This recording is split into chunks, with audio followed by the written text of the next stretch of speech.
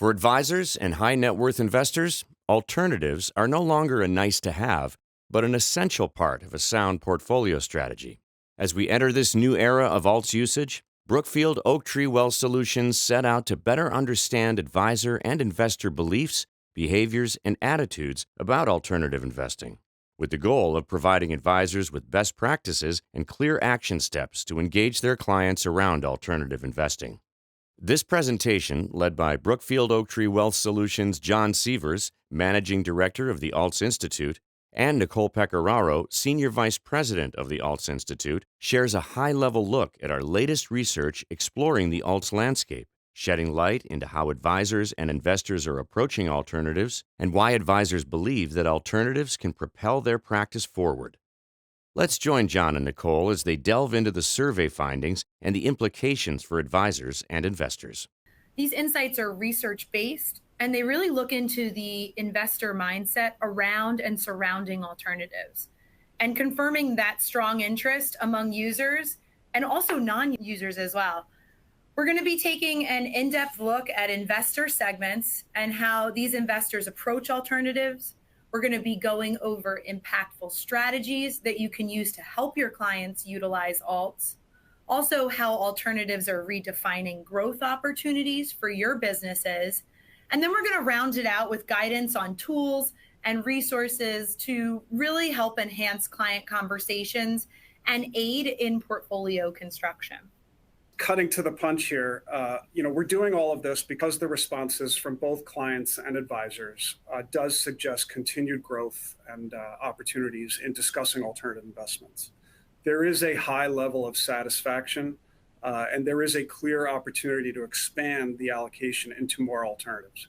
And that is from both users of alternative investments and non-users.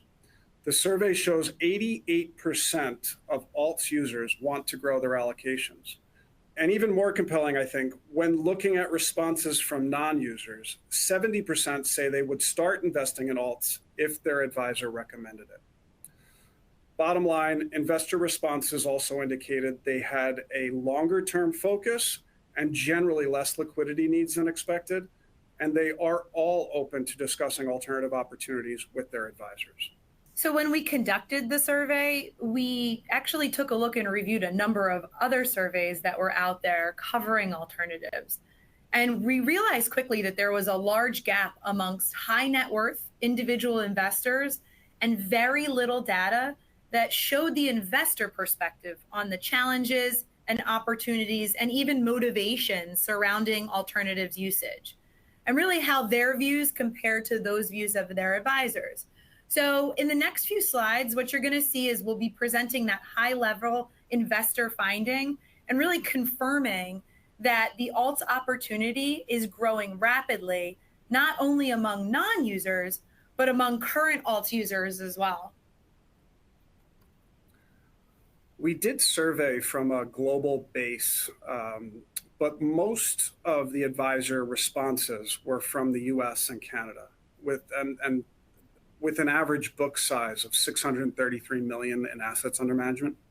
And the high net worth investors surveyed had at least $2.5 million in household investable assets.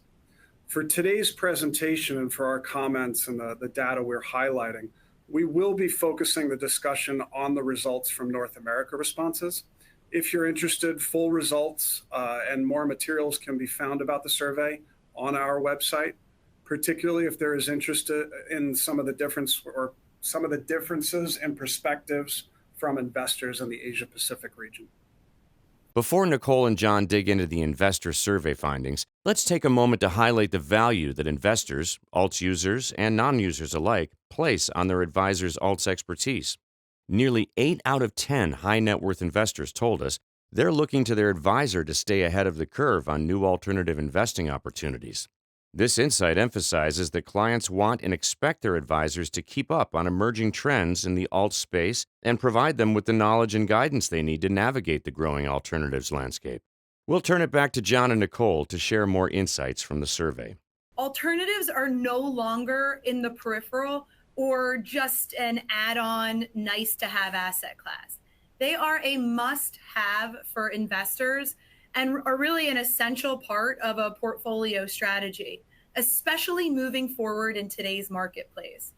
So in many ways, the survey confirmed what we thought, that there's an importance of diversification to managing risk and investors' intent to increase their alts allocation. Here's what we didn't anticipate. It's just how strongly investors feel about the asset class. So almost all the alts investors are satisfied with the performance of their alts investments, and the overwhelming majority believe that a portfolio with alts is going to outperform a traditional portfolio. So what we see here is that the numbers really reinforce the fact that alts aren't just a nice asset class to have, but a foundational piece of a portfolio moving forward in the future.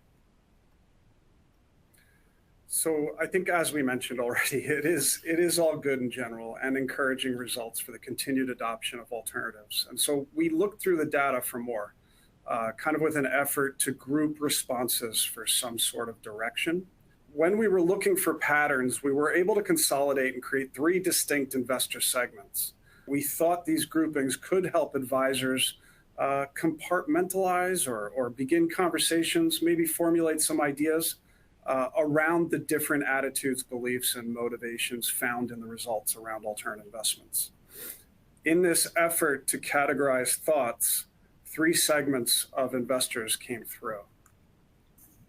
The alts champions are really those that have had experience investing in alts. They've subscribed to partnerships in the past and would want more. They tend to skew younger and express a strong interest in greater variety of investments, looking for new exposures. Emerging adopters are strong targets for new conversations. They are comfortable with private investments, and most non-users in this group say they're likely to start using alternatives in 1 to 2 years. And among those already exposed to alts, in this segment, there is a lot of room for growth, meaning it's another way of saying they're open to a much larger allocation. And then there are the traditionalists. We'll talk a lot more about each of these, but they tend to be relatively older, more disciplined. But interestingly, even this group is still very open to allocating to alternatives. Thanks, John. Let's start with the alts champions and what motivates them to invest in alternatives. So this group tends to skew wealthier and younger compared to the other 2 that we're going to be discussing. And on average, these investors have actually allocated a quarter of their portfolios to alternatives. So they have a relatively higher risk tolerance. They focus more on upside potential, what really alts has to offer versus that downside risk. And almost all of these investors deem alts as an essential element of their portfolio. They want a greater variety of investments beyond their current holdings. What I thought was interesting and a good takeaway here was that almost all of these alts champions are actually under the age of 55. And as most alts champion are planning to increase their allocations, it shows that even those investors that are most enthusiastic about alts are really still actively looking to expand their alts exposure. And they're seeking out new opportunities that are coming on market. John, could you actually go through in the next slide some ways to work with these investors? Yeah, so it's, looking through this segment, it's interesting. More than half of the alts champions would be comfortable increasing their allocation to alternatives in the portfolio to be greater than 25%. That's telling. While alts champions clearly understand and appreciate the benefits of alternatives, they want to be engaged and educated about new opportunities. They want their advisors to help them, and this came across more than once, quote, stay ahead of the curve, end quote. They want help understanding how a specific benefit each investment brings to the portfolio. They want to be engaged about new strategies. And among this group, more than half also indicated they would consider switching to a new advisor for better access to alternative investment opportunities. I was surprised by that as well. All of this does seem to indicate, with proper identification, there could be a real opportunity to shape, or probably even more importantly to you, solidify our relationship in this segment with regular engagement about alternative investments or newer opportunities. Next, we're going to go over emerging adopters. So when you're looking at emerging adopters, there's a real willingness to increase their alts exposure. The majority of these folks are under 65 years old, and most of these adopters would actually go to about a 15% allocation, and a third would go as high as 20%. But amongst, these emerging adopters using alternatives, on average, about 10% of their portfolio is allocated to alts currently. So a big differential from the previous segment, and there's certainly room to grow here. Most importantly, we think with emerging adopters, you've got a positive view on alts. They say they're comfortable with illiquid investments as long as they can redeem within a reasonable time frame, which, in today's alts investment arena, there is plenty to choose from. And what's important here is that there's a growing opportunity among this segment, as almost half of them plan to invest in alts in over the next 2 years, which I thought 2 years was very interesting because that's a short time frame. And in our view, emerging adopters are also a compelling target because almost 2/3 of the non-users in this segment said that they're likely to start using alts in just 1 to 2 years. So as this group is looking to actively expand their alts exposure, it's really clear that greater support and strong recommendations from their advisors is going to be a key driver. Many of these investors are not currently using alts, and the survey says they would begin if their advisor demonstrated expertise and focused the recommendation on how the specific opportunity or strategy might benefit their individual goals. Many of the non-users indicate they would begin investing in alts if they had a longer time horizon. So this may signal an opportunity for conversations about some of the newer structures available, particularly those with improved liquidity features that are now open to a number of new investors. We can also note that more than half of the emerging adopters want to take action when there is volatility in the market or their portfolio. They see alternatives as a potential solution or a thematic answer to a problem, if you will. They view and want alternatives to be more of the active solution for the portfolio, and the results indicate there's a potential for a larger amount of assets to be in motion, with bigger allocation shifts as a result of these efforts. I think we're going to round out investor segments with your traditionalists. Just as the word alludes to here, traditionalists are relatively more disciplined, they're older investors, but they do have similar wealth levels as emerging adopters at around 33%, having at least $5 million in household investable assets. However, these users view alternatives as primarily a diversification tool. What I thought was interesting was many would increase their alts exposure after demonstrated success. So these folks are primarily focused on the long term. They want to strike that balance between growth and capital preservation. But we did note that there's an appetite amongst these investors to learn about new alts investing opportunities and how they could support their current investment objectives. So while this segment may not initially scan as a target group for you all in the audience, 64% of non-users in this segment alone would start investing in alternatives if their advisor recommended it. So there's clear interest among this group to increase that alt exposure. It's just getting that conversation started. Yeah, so it may be my age, but this is where I thought most investors would fall. And no surprise, education rings most high here. Almost half of the traditionalists say they would begin investing in alternatives if they understood more. There was a common theme identified in this segment, the traditionalists, for a desire to preserve capital. So providing direction here to focus on a smaller, more conservative exposure, kind of as a first step, might be prudent. Something with lower vol and increased certainty of outcome. It could address specific investing goals and should ultimately or ideally increase comfort levels and help with the education and adoption. So let's take a minute and think about all of these investor segments that we just went through and take a look at this slide. John, this has to be one of my favorite slides here just because it's a traditional portfolio. 60-40, it really could apply to all of those investor segments that we just covered. And really what I continuously hear in the field is that alts are risky. It's something I hear over and over again, and it's what we believe is a misconception that many clients, prospects, investors, and even maybe advisors have. Here, when you take a look, you start adding alts, we're going to see the risk actually lowering. So not all alts are risky investments. Much like fixed income and equity investments, there are varying levels of risk, right? So if you take a look at this diversified portfolio, which, as a side note, is equally allocated to private real estate, infra, private equity, and private credit, you're going to see that increasing the allocation of alts away from that traditional 60-40 is actually improving an investor's risk return profile.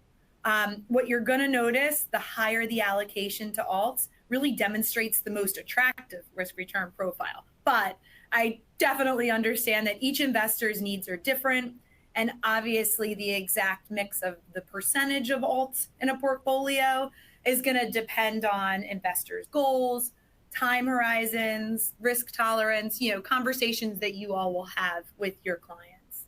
Now that we've talked about working with different investor segments, let's switch gears to touch on how the adoption of alternatives can affect client relationships. We noted earlier that alts champions strongly value access to high-quality alternatives. But our survey found that, in fact, many investors share this sentiment, even those not currently using alts.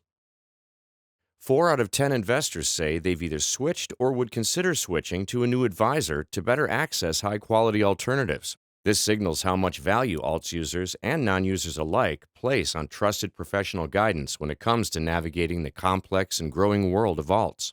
It also serves as a strong proof point for investors' high expectations for advisors and their willingness to make a change if they aren't getting the expertise in alts that they want from their advisor. And now, John and Nicole will dive into insights from our survey, comparing advisors' perceptions of their clients' interest in alternatives with what we heard from high net worth investors. When we compared what advisors told us were some of the more common reasons their clients and prospects aren't more open to alternatives, with what investors responded, we can note a few meaningful differences here. On the left side, our advisors most mentioned challenges: liquidity constraints, high fees, and riskiness. And on the right, we show what investors answered about these challenges. So a few observations. First, while liquidity is a common concern, the reality is, in our survey, 80% of the investors didn't have these concerns, nor did they think short-term cash needs were an issue.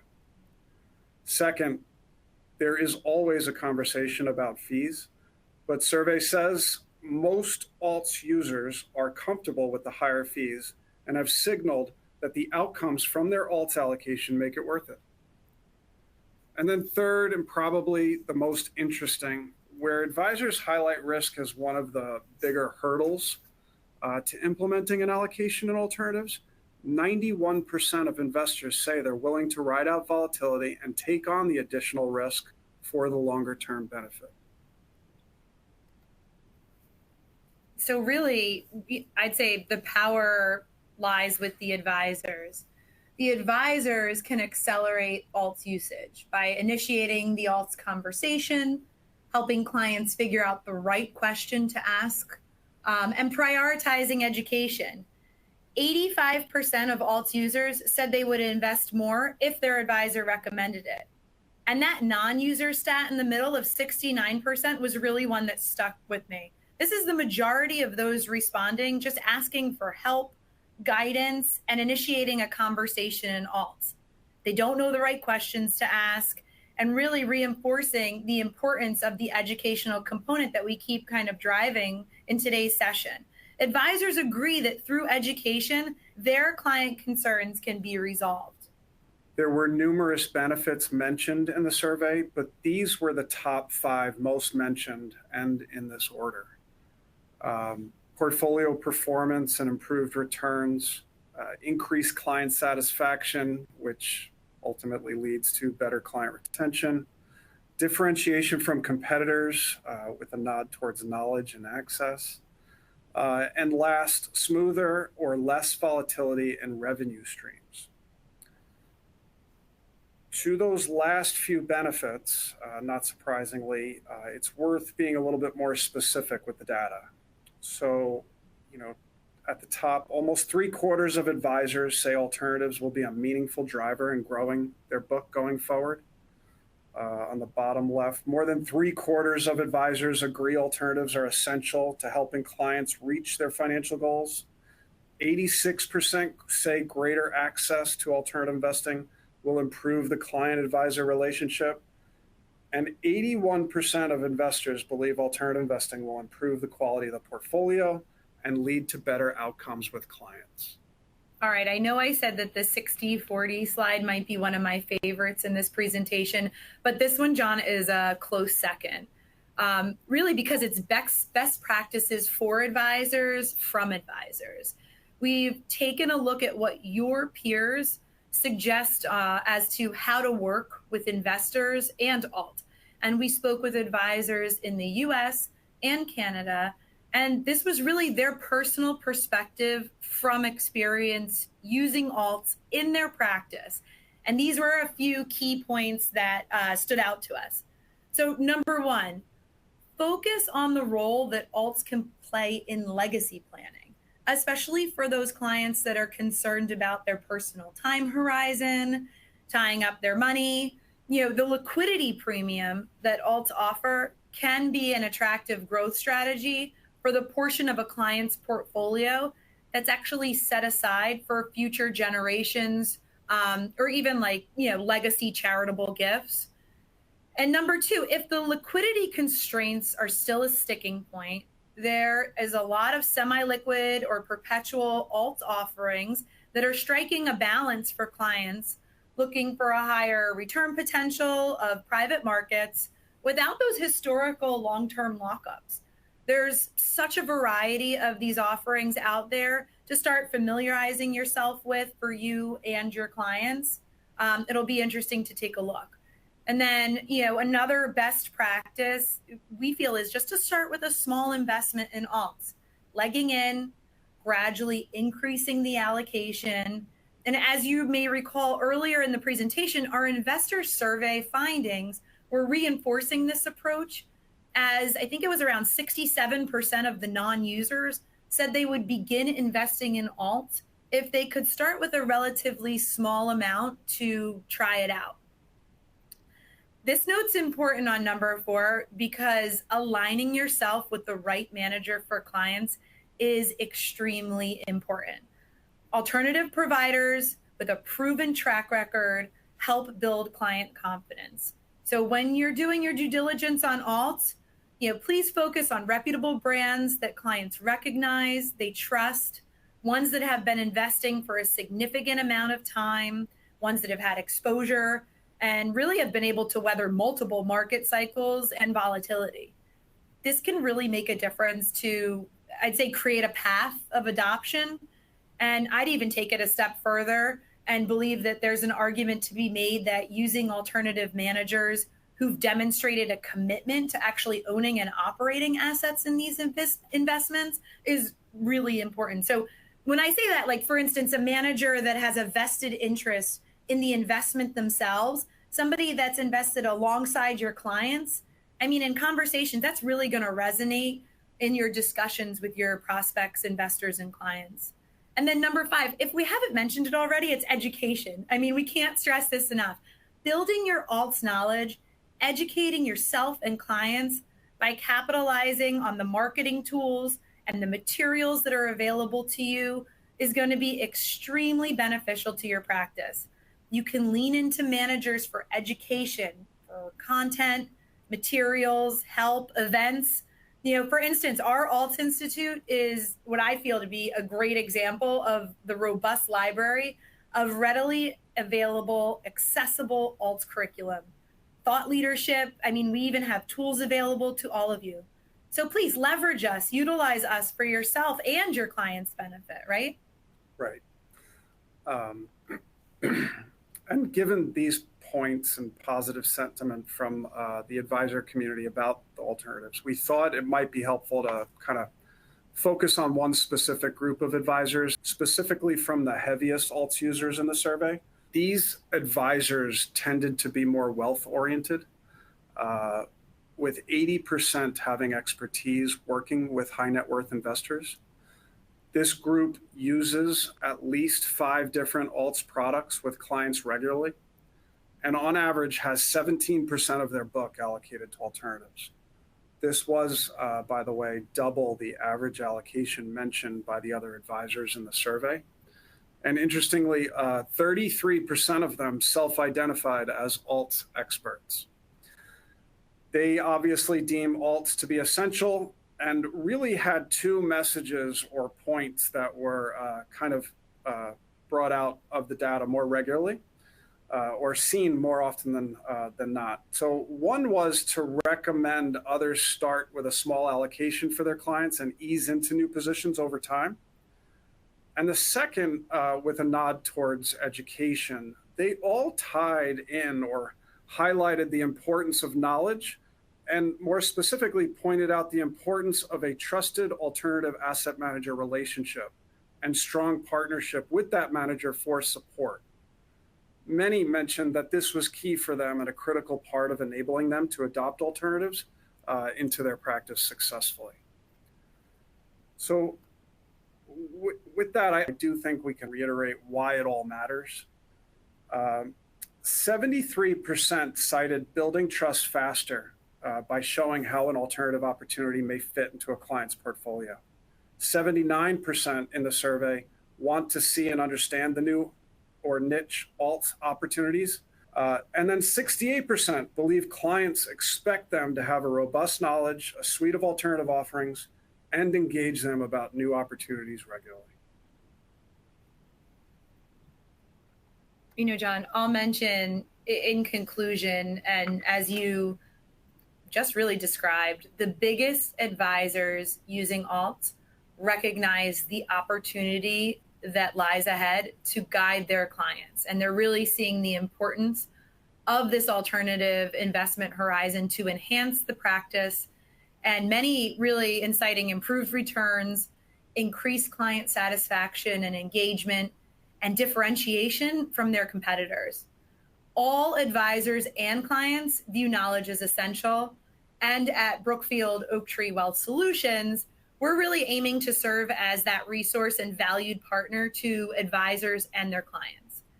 And that brings us to the end of John and Nicole's presentation. As alternatives usage continues to expand, so too will the universe of potential clients and advisors who will need the right resources, education, and tools to take advantage of this emerging opportunity. We recently launched the Alts Institute to provide a readily accessible, action-oriented library of foundational alts curricula and marketplaces insights to help you engage your clients more deeply around alternatives.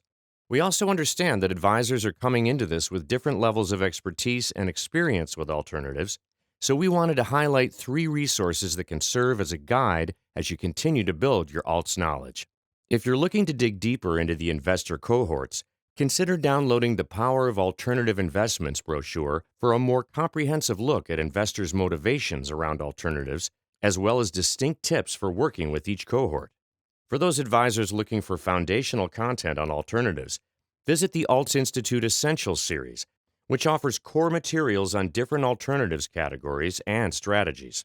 If you'd like to explore scenarios for diversifying portfolios using alternatives, download our Diversifying with Alternatives Risk and Return Analysis. And of course, the Brookfield Oaktree Wealth Solutions team is available for one-on-one meetings and to answer any questions you may have. As the alternative investing opportunity grows, we are committed to providing essential resources and continuing to build a community where advisors can learn from one another.